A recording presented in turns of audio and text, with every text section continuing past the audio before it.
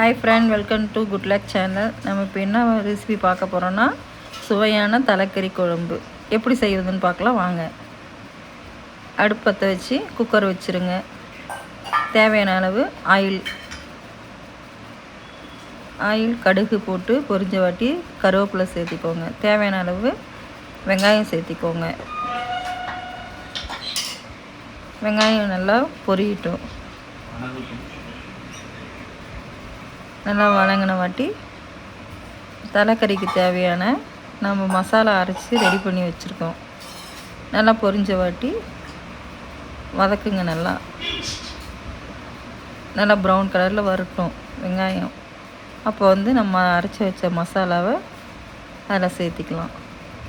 மசாலா என்ன போட்டிருக்கோன்றது ஷார்ட் வீடியோவில் போட்டிருக்கோம், நீங்கள் அதை பார்த்து தெரிஞ்சுக்கோங்க. நல்லா வதக்குங்க. அந்த மசாலா நம்ம பச்சை வாசனை போகிற வரலும் நல்லா வதக்கிக்கோங்க. கலர் நல்லா ப்ரௌனாக மாறட்டுங்க. அது வரலும் நல்லா வதக்குங்க. நல்லா வதக்கிட்டே இருக்கட்டும். தேவையான அளவு ஹை ஃப்ளேமில் வச்சுக்கோங்க. பாருங்கள், கலர் மாறுது பாருங்கள். அந்த அளவுக்கு நல்லா வதக்குங்க. அப்போ தான் நீங்கள் ஹோட்டலில் சாப்பிட்ற ஸ்டைல் வாசனை எல்லாமே வரும். பாருங்கள், நல்லா ப்ரௌனாக மாறிடுச்சுங்க. அப்போ நீங்கள் தலைக்கறியை போடுங்க. அதில் தலைக்கறி நல்லா போட்டு வதக்குங்க. அந்த மூளையை மட்டும் தனியாக எடுத்து வச்சுருங்க. நம்ம மூளையை இப்போ போடக்கூடாது அதில், ஏன்னா எல்லாம் அதில் கரைஞ்சிரும்.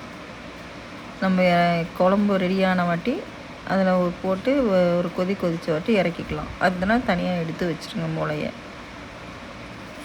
நல்லா போட்டு மஞ்சத்தூள், மிளகாத்தூள், கறி மசாலா, மல்லித்தூள், தேவையான அளவு சாம்பார் பொடி 2 ஸ்பூன் எல்லாம் மசாலாவும் போட்டு கலரவும்.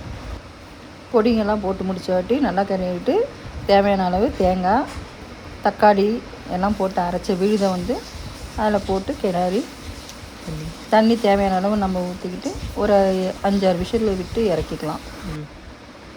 இந்த மூளையை நம்ம குழம்பு இறக்கும் போது போட்டு 10 நிமிஷம் கொதிக்க வச்சு இறக்கிடலாங்க. குழம்பு ரெடி ஆகிடும்.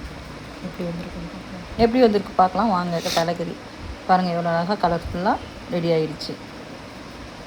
நல்லா கலரி விட்டு எடுத்து சாப்பிட்டு பாருங்கள் எப்படி இருக்குன்னு கமெண்ட்டில் சொல்லுங்கள். தேங்க்யூ.